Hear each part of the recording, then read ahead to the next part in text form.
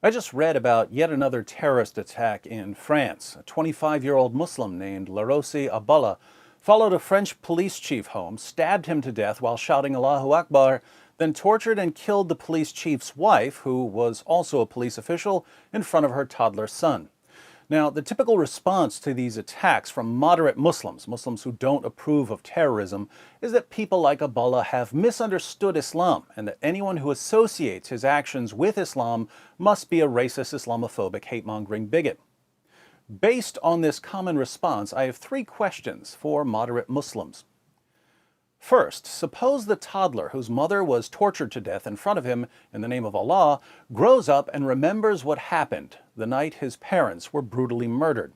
Suppose he starts wondering why Abdallah killed his parents and that he turns to Islam's most trusted sources to seek understanding.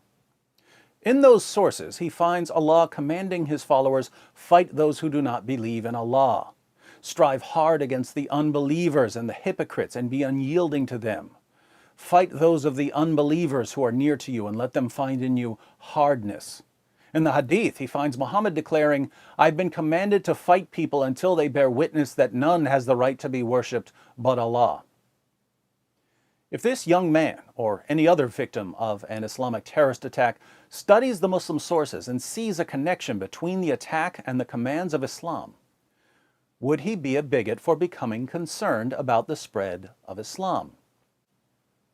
I can only assume that the answer is yes, because no matter how many people are slaughtered in the name of Allah, and no matter how clearly such attacks are commanded by Allah and Muhammad, moderate Muslims call people hate-mongers and bigots for expressing any concerns about Islam. This brings us to my second question for moderate Muslims. The reason you're convinced that people who criticize Islam are racists and Islamophobes goes something like this. Since there's no connection between Islam and terrorism, anyone who thinks there's a connection between Islam and terrorism must be delusional. The source of this delusion can only be hatred or bigotry. So anyone who's critical of Islam must be a racist and an Islamophobe. Now let's pretend, for the sake of argument, that you're right and that Islam is actually a religion of peace. My question is this: what's the difference, practically speaking, between, on the one hand, a religion that commands its adherents to violently subjugate unbelievers, and, on the other hand, a religion that only sounds like it commands its adherents to violently subjugate unbelievers? In other words, what's the difference between a religion that commands, fight those who do not believe in Allah, and really means it, and a religion that commands, fight those who do not believe in Allah, but doesn't really mean it? In both religions, there are going to be people who obey the command, either because the religion really commands it or because the religion sounds like it commands it. And in both religions, there are going to be large numbers of people who don't obey the command because they don't take it very seriously. Either way, people are being killed. So why is a religion that's actually peaceful but sounds violent to many of its adherents somehow less of a threat than a religion that sounds violent because it is? If your religion is theoretically peaceful, but for all practical purposes is completely indistinguishable from a religion of violence, oppression, and cruelty, why would a person be a bigot for expressing concerns about the spread of your religion?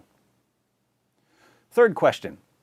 Again, assuming that Islam is actually peaceful but only sounds violent due to all the misunderstood but otherwise crystal clear commands to violently subjugate non-Muslims, what do you propose to do about the growing population of Muslims who misunderstand Islam and conclude that their highest religious duty is to slaughter unbelievers and hypocrites? Here your standard answer is, well, we're just going to keep insisting that they're wrong. We're going to keep saying that they don't represent us. We're going to keep marginalizing them. We'll say it in a press conference.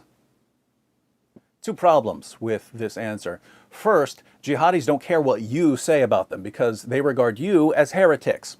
When you throw out some of the clearest commands of Allah and Muhammad because you don't like them, you become just as much of a target as the rest of us, because the Quran commands Muslims to wage jihad not only against unbelievers, but also against hypocrites.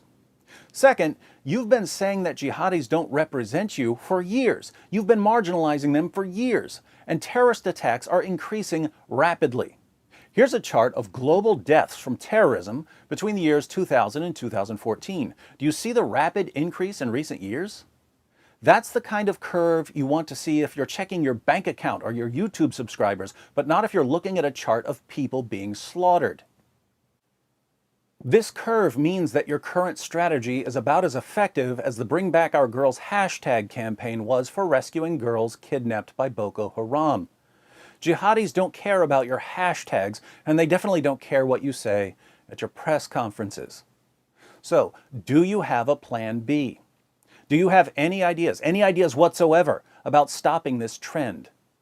If the answer is no, if you have no plan for dealing with jihad apart from insisting that it has nothing to do with Islam, let me tell you what I'm hearing from you right now. The message of moderate Muslims is this: our religion is growing rapidly. It's a peaceful religion, but our most trusted sources are filled with violent commands that are easy to misunderstand if you don't radically reinterpret them to bring them in line with Western values. Unfortunately, because some Muslims don't reinterpret them, there's a sizable and growing number of jihadis who want to slaughter as many of you as possible. Moreover, there's absolutely nothing we can do to stop the growth of this violent movement. However, if you're at all concerned about the spread of our religion, a religion that always comes with a misinformed but uncontrollably violent element, you're a racist and a bigot.